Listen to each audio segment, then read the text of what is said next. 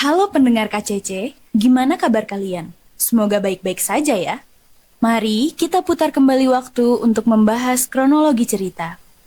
Kisah hari ini diambil dari daerah Cibubur. Suatu malam yang sepi berubah mencekam di depan gerbang megah kota wisata Cibubur. Seorang pria muda ditemukan tewas dengan luka sayatan menganga di lehernya. Tidak ada tanda perampokan, tidak ada teriakan minta tolong. Hanya langkah kaki pelaku yang menjauh dengan tenang. Seolah semuanya telah ditulis dalam rencana yang tak bisa diganggu-gugat. Motifnya bukan uang, bukan amarah sesaat, melainkan dendam yang telah dipelihara dalam diam selama bertahun-tahun. Masa lalu yang tampak terlupakan ternyata hanya menunggu waktu untuk kembali dengan cara yang paling mematikan. Karena kadang luka yang tak terlihat adalah luka yang paling berbahaya. Dan orang yang kita lupakan bisa jadi orang yang paling mengingat kita.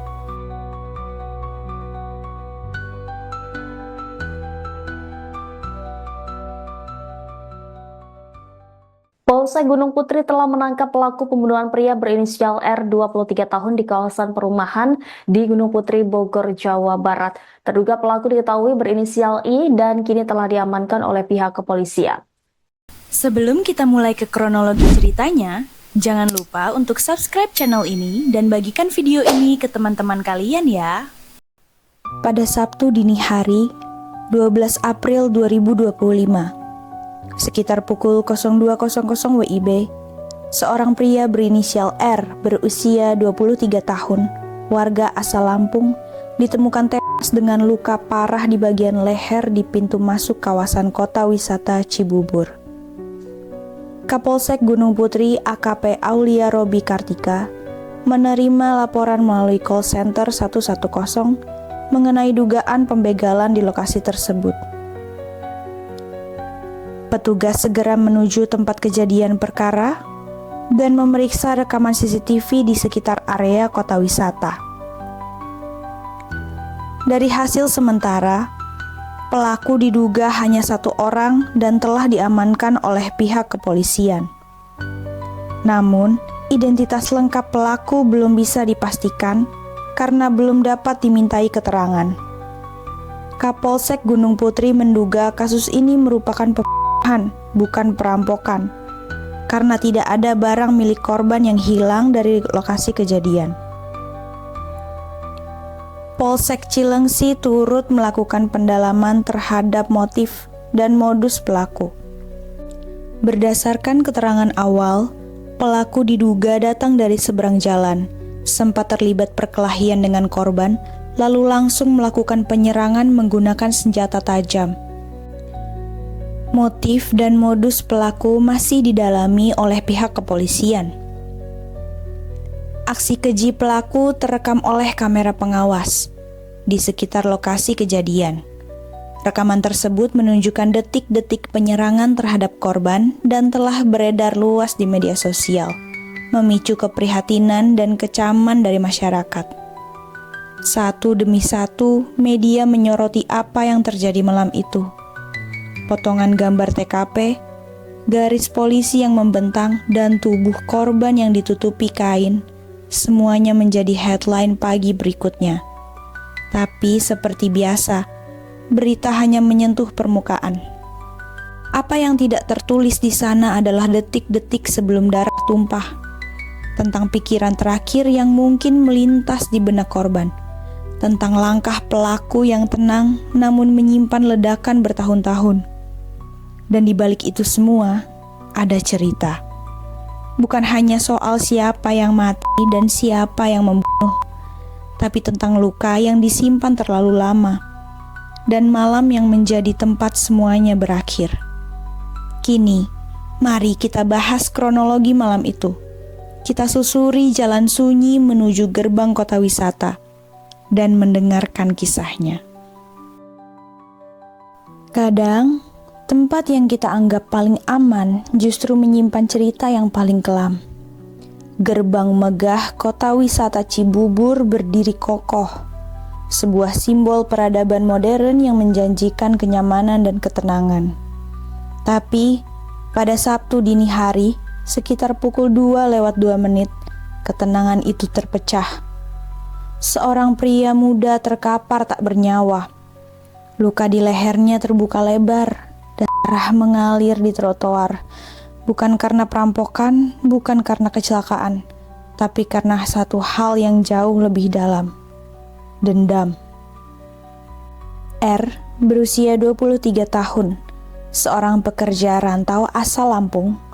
Ia dikenal pendiam, tekun, dan jarang membuat masalah. Malam itu, ia baru saja menyelesaikan shift malamnya. Ia menyalakan motor, melintasi jalan sepi menuju gerbang kota wisata.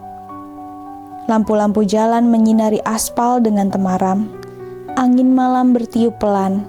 Tidak ada kendaraan lain di jalan itu. Tapi seseorang sudah berdiri menunggunya di seberang jalan. Pria itu melangkah pelan menyeberangi jalan. Tidak terburu-buru, tidak panik. Ia menghampiri R, lalu sebuah konfrontasi singkat terjadi. Suara mereka tidak keras, tidak terdengar teriakan.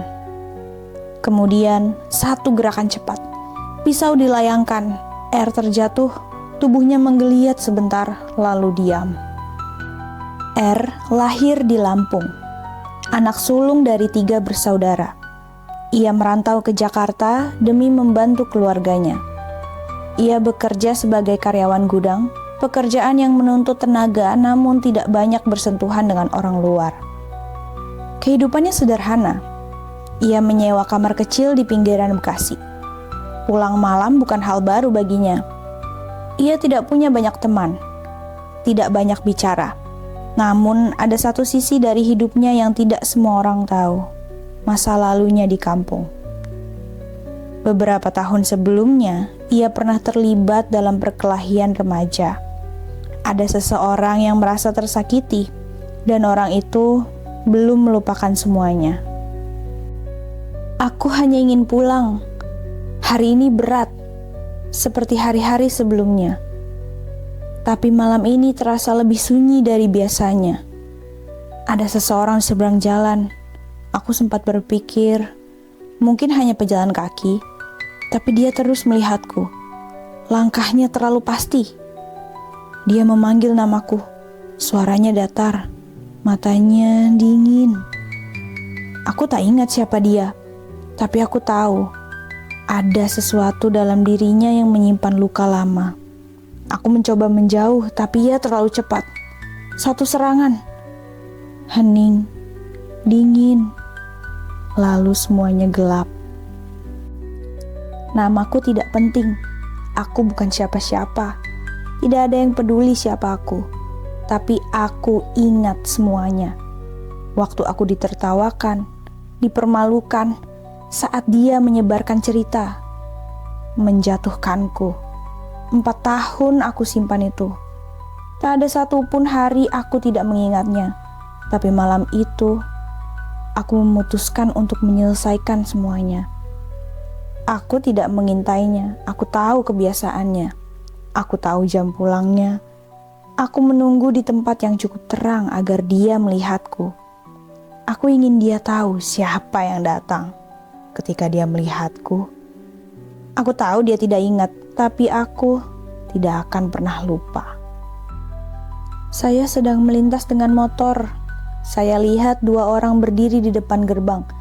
Awalnya saya kira hanya percakapan biasa, tapi salah satu dari mereka roboh. Saya lihat darah banyak sekali. Saya berhenti, panik, langsung menelpon polisi. Beberapa warga lain ikut datang. Kami semua terlalu takut untuk mendekat. Pelakunya berjalan pergi, tidak berlari, tidak menoleh, seperti tidak terjadi apa-apa. Saya masih bisa mengingat wajah korban. Matanya terbuka, tapi kosong. Polisi tiba 10 menit setelah laporan masuk. TKP segera diamankan. CCTV di sekitar lokasi menjadi saksi bisu. Dalam rekaman, pelaku terlihat berjalan mendekat, lalu menyerang dengan cepat. Identitas pelaku segera diketahui. Ia langsung ditangkap keesokan harinya tanpa perlawanan. Dalam pemeriksaan, pelaku mengaku telah merencanakan serangan itu sejak lama. Ia mengaku merasa terhina, direndahkan, dan tidak mendapatkan keadilan atas peristiwa masa lalu. Tidak ditemukan obat-obatan, tidak ada riwayat gangguan jiwa. Yang ditemukan hanyalah dendam yang dipelihara terlalu lama. Pembunuhan seringkali bukan persoalan waktu, tapi persoalan luka yang tidak pernah sembuh. R meninggal dalam diam. Pelakunya akan menjalani hukuman panjang, tapi dua kehidupan itu sama-sama hancur. Kadang, satu kata bisa menyelamatkan seseorang. Kadang pula, satu kata bisa menghancurkan segalanya. Dendam bukan hanya milik pelaku, tapi juga milik masa lalu yang tak pernah selesai. Dan malam itu, di balik gerbang megah, sebuah cerita berakhir, bukan dengan pengampunan, tapi dengan darah. Dalam hidup, kita sering berpikir bahwa waktu akan menyembuhkan segalanya, bahwa luka lama akan pudar seiring berjalannya hari. Tapi kenyataannya, tidak semua luka mampu sembuh hanya dengan diam. Dendam adalah benih yang tumbuh dalam kegelapan.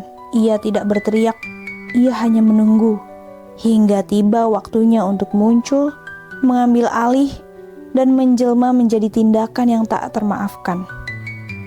Kisah di gerbang kota wisata ini bukan hanya tentang satu nyawa yang hilang, tapi juga tentang bagaimana perasaan manusia yang dipendam tanpa suara bisa berubah menjadi amarah yang mematikan.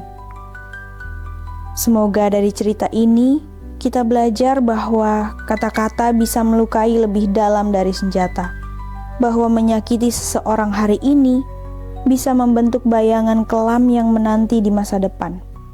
Dan jika malam ini Anda pulang melintas jalan yang sama, ingatlah, kadang yang paling berbahaya bukan yang datang dari luar, tapi dari seseorang yang pernah kita abaikan.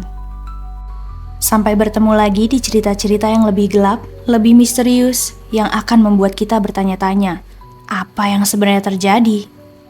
Jika kalian merasa ada sesuatu yang hilang, atau jika rasa penasaran kalian tak bisa diredakan, ingatlah, kadang lebih baik tidak tahu.